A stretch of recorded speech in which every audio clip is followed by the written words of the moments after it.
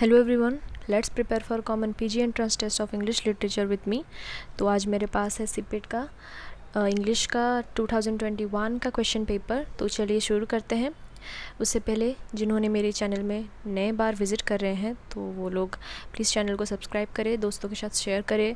अगर आपको कोई इन्फॉर्मेशन मिला हो, अगर आपके लिए ये हेल्पफुल रहा हो तो चैनल को सब्सक्राइब करें।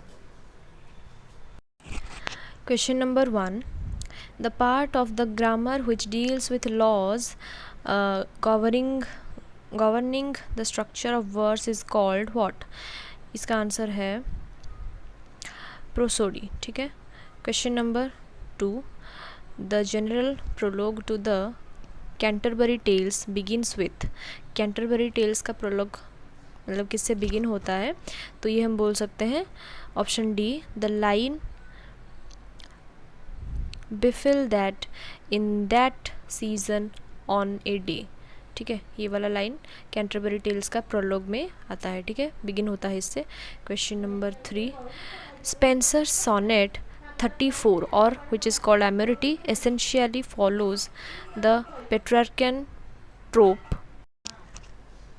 सो क्वेश्चन नंबर 3 का आंसर हो जाएगा अच्छा, तो Petrarchan trope which was first popularized by the English poet, which English poet से ये popularize हुआ था, तो ये है Thomas Watt. Question number 4. which of the following is not a comedy or comedy of humor? इसका आंसर हो जाएगा Sejanus.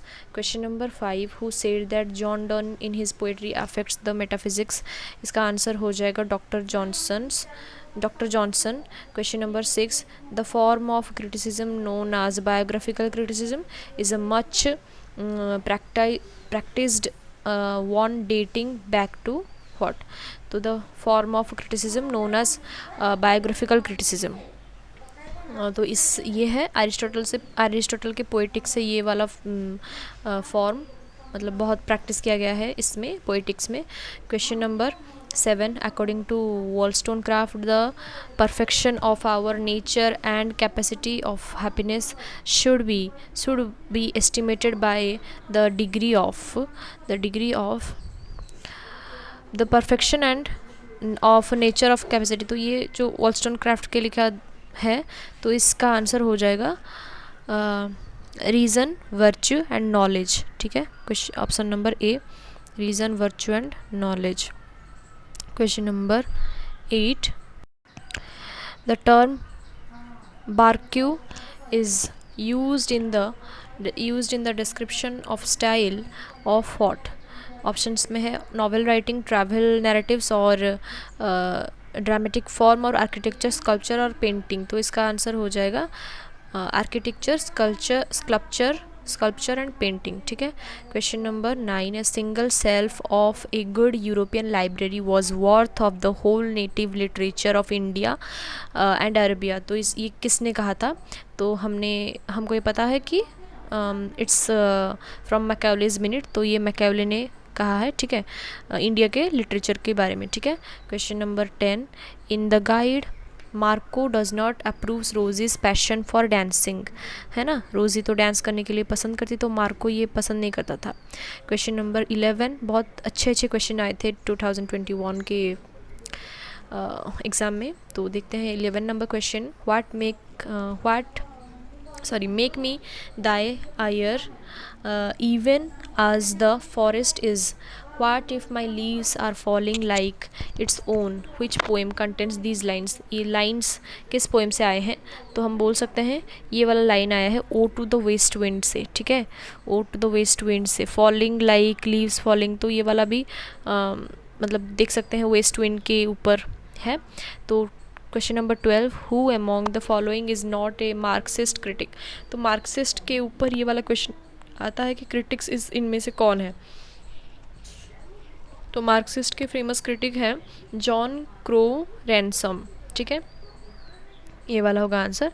Question number 13. The second sex is written bye.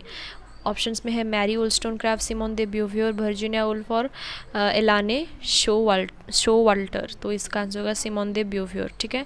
Question number 14. Who is the author of the book course de linguistic generale, तो ये वाला लिखा है options में है Bloomfield, Edwards, Sapir and Chomsky और सॉसर ये हो जाएगा आंसर, ठीक है।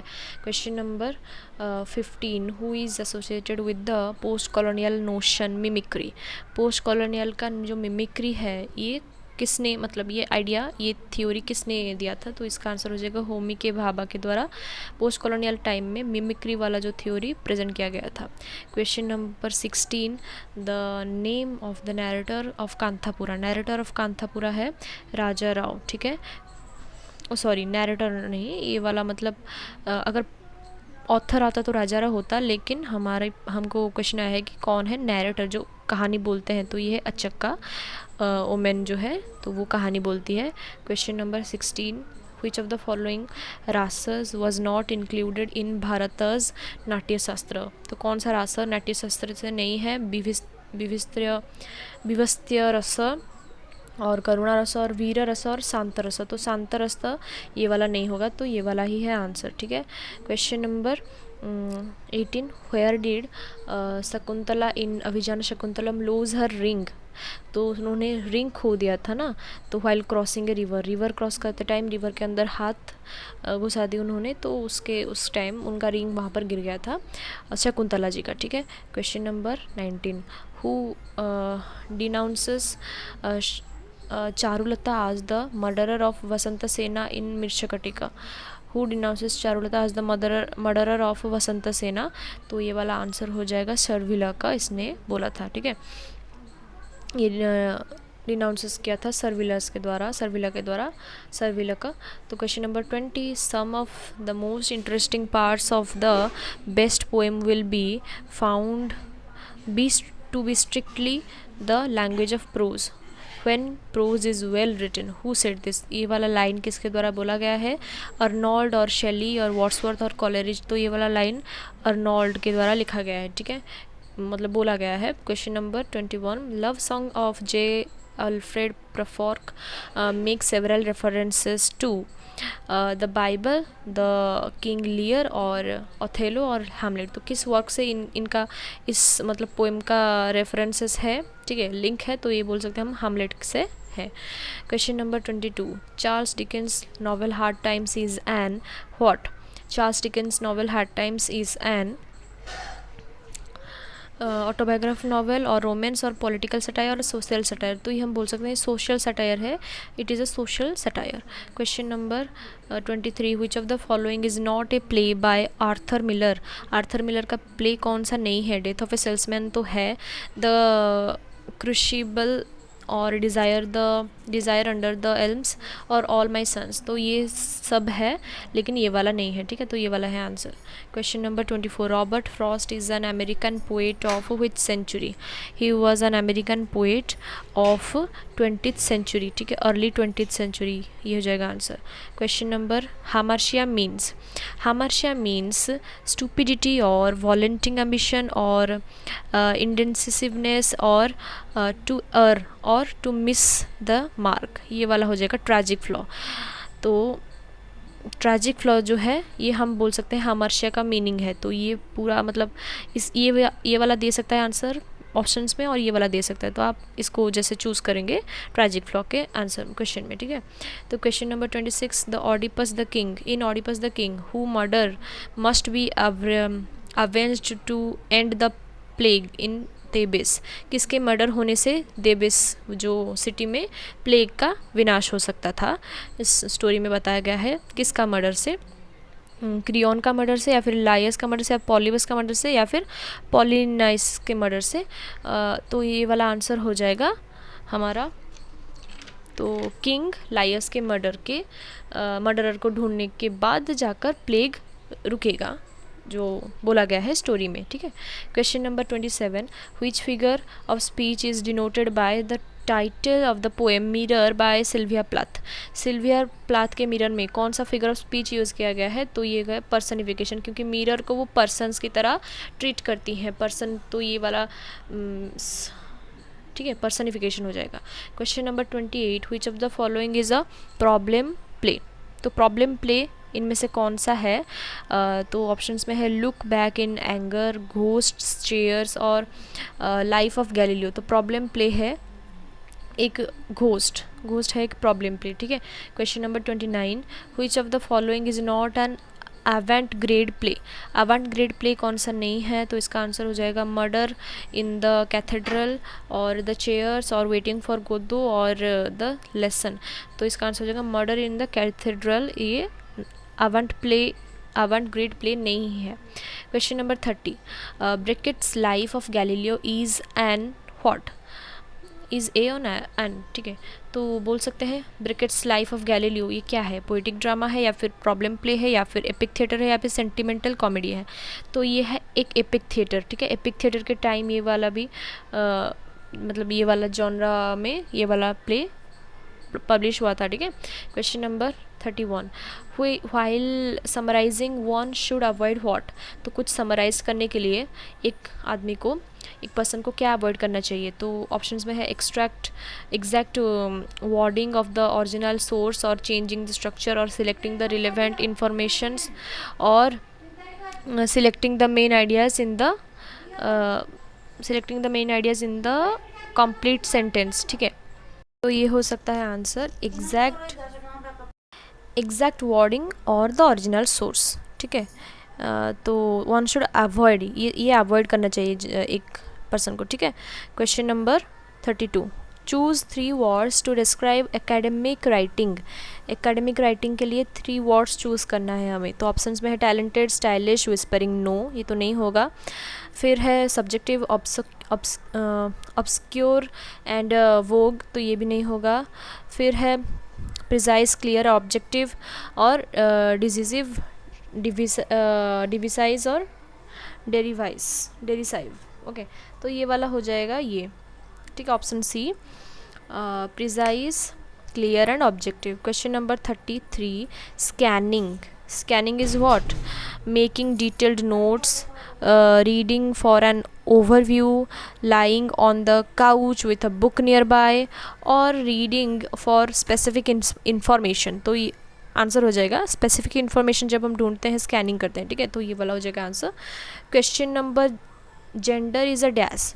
Gender is a biological construct और पॉलिटिकल कंस्ट्रक्ट और सोशल कंस्ट्रक्ट और नॉन ऑफ दिस। तो जेंडर ये बोल सकते हैं हम कि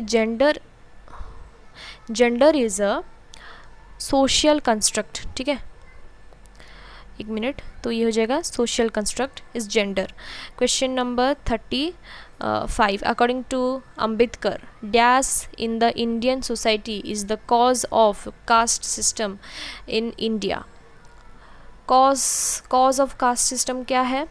एंडोगेमी और पॉलीगैमी और पोलियंड्री और इंटरकास्ट मैरिज। तो कास्ट सिस्टम को प्रमोट किया था एंडोगेमी, ठीक है, एंडोगेमी ने।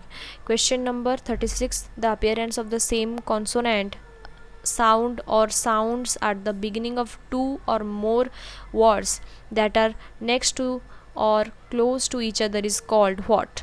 तो इसको बोला जाता है अलिटरेशन। जैसे कि द क्यूट कैट जैसे हमने बोला, तो यहाँ पर क का साउंड होता है 2 वर्ड्स का पहला लेटर और सी लेटर्स भी है, तो ये साउंड भी सेम होता है, तो ये वाला फीचर को बोलते हैं alliteration. Question number 37, state the figure of speech used in the following lines.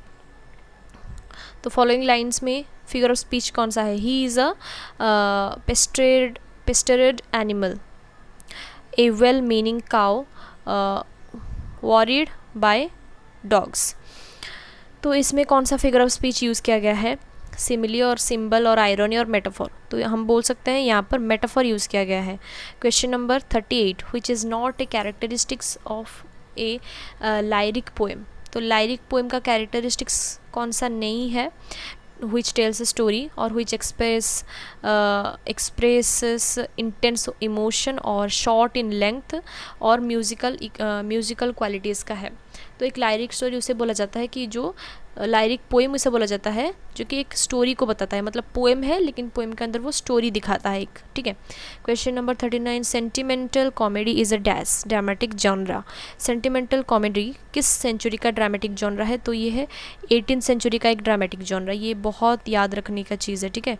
Question number 40, the study of sounds description of classification of languages called. Study of sound मतलब हम साउंड के बारे में जब पढ़ते हैं इंग्लिश लिटरेचर में तो इसको फोनेटिक्स कहा जाता है, आपको तो पता ही होगा, तो answer will be phonetics. Question number which of the 41 which of the following is a compound word? compound word कौन सा है? actions, unusual और unknowingly और sunflower। तो compound word sunflower जो कि मिल के बनाया गया है ना, कंपाउंड वर्ड उसे बोलते हैं जो दो सन और जैसे फ्लावर से मिल के बनाया गया है, तो ये सनफ्लावर जो होगा वो होगा compound word. Question number 42, don't smoke even Capstan, ठीक है। This is the language of what? Science और लिटरेचर और जर्नलिज्म और कॉमर्स, तो ये है जर्नलिज्म का लैंग्वेज, ठीक है। Question number 43, which of the following is correct? I want that you should go और I would like that you should go, I propose that you should go और I enjoy to play tennis. तो इनमें से correct enjoy to playing tennis नहीं होता, I enjoy playing tennis हो सकता है। I would like you to go, I want you should go, I want to you। अच्छा, तो इनमें से ये सब करेक्ट है, इनकरेक्ट है, तो करेक्ट है इनमें से सिर्फ I propose that you should go, ठीक है। Question number 44, which of the following is a correct sentence? These scientific equipments have been brought from Bhubaneswar, or I have many works at home, or the furnitures are very costly, और my family members have gone to Puri। तो हमारा answer हो जाएगा my family members have gone to Puri, ये correct sentence है, ठीक है। Grammatical भी दिया जा रहा है तो देखकर आप आंसर्स लिखना। Question number 45, which of the following is incorrect? तो देखते हैं। I have seen tigers in the forest, no time marker, my father has reached home this morning, speaking at 11:30 am, और I saw tigers in the forest, no time marker, और my father has reached home this morning, speaking at 3 pm। तो ये इसमें से कौन सा होगा answer? तो 45 का आंसर हो जाएगा my father has reached home this morning, ठीक है, जो कि हमारा ये मतलब दोपहर के 3 बजे बोला गया है, ठीक है। तो ये हम बोल सकते हैं कि दिस मॉर्निंग ये वाला करेक्ट होगा। Choose the one which best expresses the meaning of word forbearance. तो फॉरबियरेंस किसे समझाता है? रिलेवेंस और पेशेंस और डिलीवरेंस को और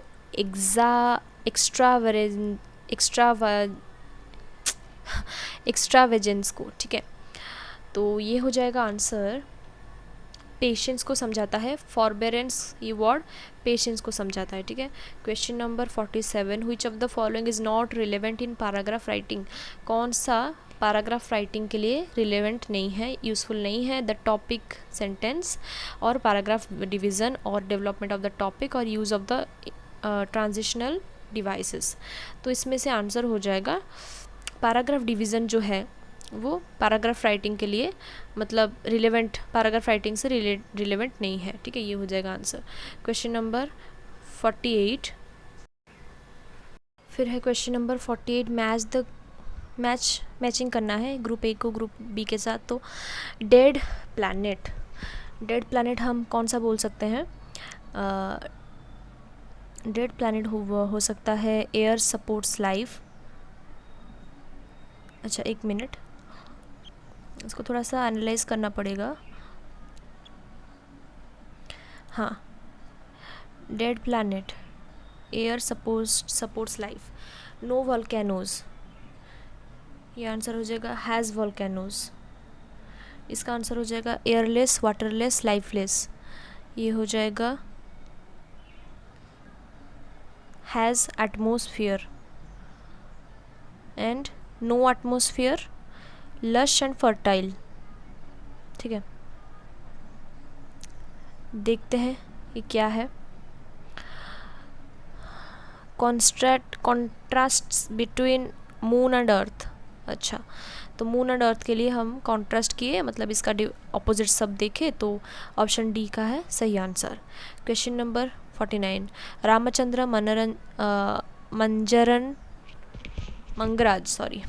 Ramchandra Mangaraj of 6 acres and a third and dash sons. तो ये वाला आंसर हो जाएगा वन सन, ठीक है। Question number 50, in the story Rebati Fakir Mohan champions the cause of what.